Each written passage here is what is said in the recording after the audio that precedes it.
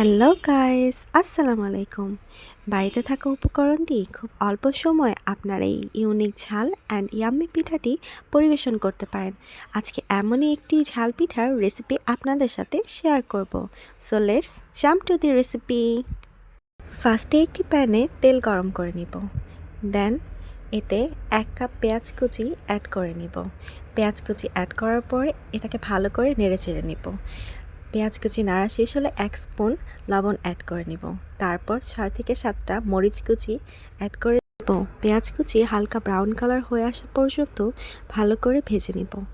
দেন 1 table spoon রসুন বাটা and 1 spoon আদা বাটা add করে মিক্সড করে নিব। এরপর 1 স্পুন হলুদ গুঁড়া অ্যান্ড 1 স্পুন ধনিয়া গুঁড়া অ্যাড করে মিক্সড করে নিব। 2টা টমেটো কিউব করে কেটে এর সাথে অ্যাড করে দিব। এগুলোকে হালকা ভাজা হলেই 5টা ডিম অ্যাড করে দেব। ডিমগুলোকে দিয়ে ভালো করে ভেজে নিব যতক্ষণ পর্যন্ত না এগুলো ঝুরি ঝুরি হয়ে যায়। এগুলো যখন ঝুরি ঝুরি হয়ে যাবে দেন নামানোর আগে এতে কয়েকটা ধনিয়া পাতা কুচি অ্যাড করে দিব। অ্যাড করে ভালো করে নাড়াচাড়া দিয়ে মিক্সড করে নিব। মিক্সড করা হয়ে গেলে এটিকে ঠান্ডা হওয়ার জন্য রেখে দেব। অ্যাট দি সেম টাইম একটি বলে 1 কাপ ময়দা নিয়ে নিব। পরিমাণ মতো লবণ অ্যান্ড 2 স্পুন অয়েল অ্যাড করে ময়দাটিকে খুব ভালো করে মেখে নেব।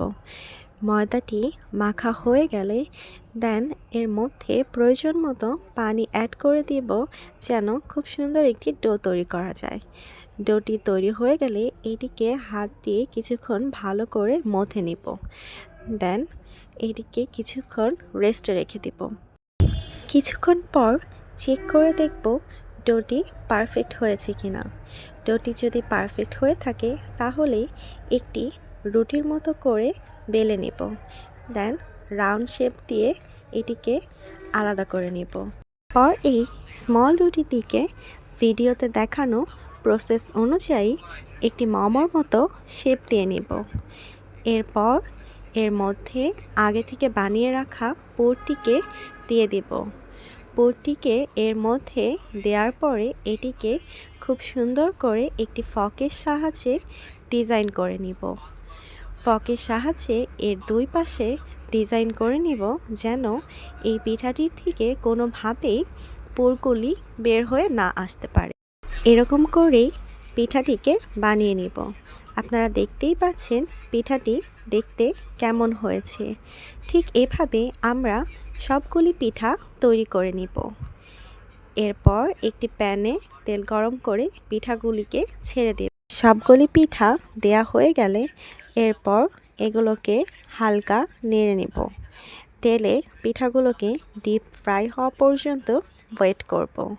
পিঠাগুলি ডিপ ফ্রাই হয়ে গেলে এগুলোকে একটি প্লেটে নামিয়ে নিয়ে পরিবেশন করব। পিঠাগুলো দেখতে কেমন হয়েছে আপনারা দেখতেই পাচ্ছেন। আপনারা খুব সহজেই এই পিঠাগুলিকে আত্মীয়-স্বজন অথবা পরিবারের লোকজনের সামনে পরিবেশন করে একটি ইউনিক পিঠার স্বাদ দিতে পারেন। সো দেখা হচ্ছে নেক্সট ভিডিওতে। টিল দেন আল্লাহ হাফেজ।